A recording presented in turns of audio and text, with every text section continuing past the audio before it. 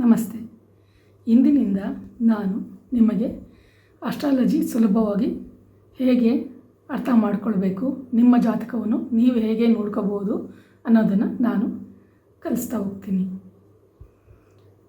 Astrology ಯಾವ ವಲಯದಲ್ಲಿ ಅಥವಾ ವಿಷಯದಲ್ಲಿ ನಿಮಗೆ ಯಾವ ಥರ ನಿಮಗೆ ಸುಲಭವಾಗುತ್ತೆ ನೋಡೋದ್ರಿಂದ ಅನ್ನೋದನ್ನು ತಿಳಿಸ್ತಾ ಹೋಗ್ತೀನಿ.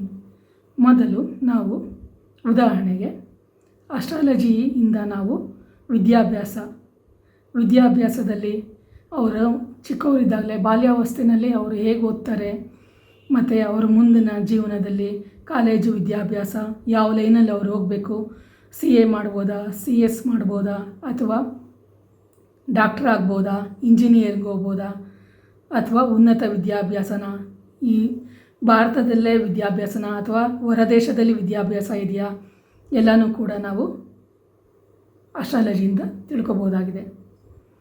ನೆಕ್ಸ್ಟ್ ಬಂದು ವ್ಯಾಪಾರ ಆದರೆ ಅವರ ಜೀವನದಲ್ಲಿ ನೀವು ವ್ಯಾಪಾರದಲ್ಲಿ ಮುಂದುವರಿತೀರಾ ಅಥವಾ ಕೆಲಸದಲ್ಲಿ ಮುಂದುವರಿತೀರಾ, ಕೆಲಸದಲ್ಲಿದ್ದ ನಿಮಗೆ ಜೀವನದಲ್ಲಿ ಲಾಭ ಇದೆಯಾ ಅಥವಾ ವ್ಯಾಪಾರದಿಂದ ನಿಮಗೆ ಹೆಚ್ಚಿನ ಲಾಭವಿದೆಯಾ, ಅದು ಮತ್ತು ಮೀಡಿಯಾದಿಂದ ನಿಮಗೆ ಲಾಭ ಇದೆಯಾ, ಮೀಡಿಯಾದಲ್ಲಿ ನೀವು ಕೆಲಸ ಮಾಡ್ತೀರಾ ಅಥವಾ ಫಿಲಮ್ ಇಂಡಸ್ಟ್ರಿನಲ್ಲಿ ನೀವು ಕೆಲಸ ಮಾಡ್ತೀರಾ, ಯಾವ ವಲಯದಲ್ಲಿ ಅಥವಾ ಯಾವ ಸೆಕ್ಟರ್ನಲ್ಲಿ ನೀವು ಕೆಲಸ ಮಾಡ್ತೀರಾ ಅನ್ನೋದನ್ನು ಕೂಡ ನಾವು ಅಸ್ಟ್ರಾಲಜಿಯಿಂದ ಮುಂಚಿತವಾಗಲೇ ತಿಳ್ಕೊಬೋದು.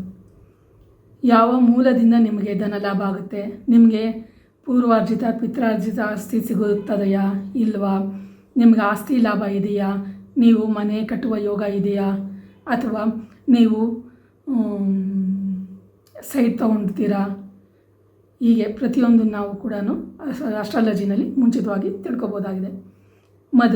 ಮದುವೆ ಯಾವ ಕಡೆಯಿಂದ ಆಗುತ್ತೆ, ಮದುವೆ ಜೀವನ ಹೇಗಿರುತ್ತದೆ, ಮದುವೆ ಆಗುವ ಸಂಗಾತಿ ಹೇಗಿರ್ತಾರೆ, ಯಾವ ವೃತ್ತಿಯವರಾಗಿರ್ತಾರೆ, ನೋಡಲು ಹೇಗಿರುತ್ತಾರೆ, ಯಾವ ಊರಿಂದ ಅಥವಾ ಯಾವ ಹತ್ತಿರದವರ ಅಥವಾ ದೂರದ ಊರಿಂದ ಬರ್ತಾರಾ, ಎಲ್ಲನೂ ನಾವು ಮದುವೆ ವಿಷಯದಲ್ಲಿ ತಿಳ್ಕೊಬೋದಾಗಿದೆ.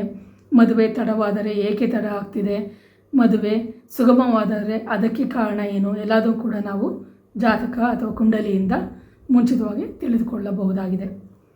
ಮಕ್ಕಳು ಇವರಿಗೆ ಮದುವೆ ನಂತರ ಮಕ್ಕಳು ಇವರಿಗೆ ಆರಾಮಾಗಿ ಆಗುತ್ತಾ, ಯಾವಾಗ ಮಗು ಅಥವಾ ಮಕ್ಕಳು ಆಗ್ತಾರೆ, ಮಕ್ಕಳು ಡಿಲೇ ಆದರೆ ಅದಕ್ಕೆ ಕಾರಣಗಳೇನು, ಅವ್ರಿಗೂ ನಾರ್ಮಲ್ ಡೆಲಿವರಿ ಇರುತ್ತಾ ಅಥವಾ ಸಿಸೇರಿಯನ್ ಇರುತ್ತಾ, ಮಕ್ಕಳಿನಲ್ಲಿ ತಡವಾಗಲು ಕಾರಣ ಇವರು IVFಗೆ ಹೋಗಬೇಕಾ ಅಥವಾ ರೆಗ್ಯುಲರ್ ಆಗುತ್ತಾ, ಪ್ರತಿಯೊಂದನ್ನು ನಾವು ಅಸ್ಟ್ರಾಲಜಿ ಮೂಲಕ ಮೊದಲೇ ತಿಳಿದುಕೊಳ್ಳಬಹುದು.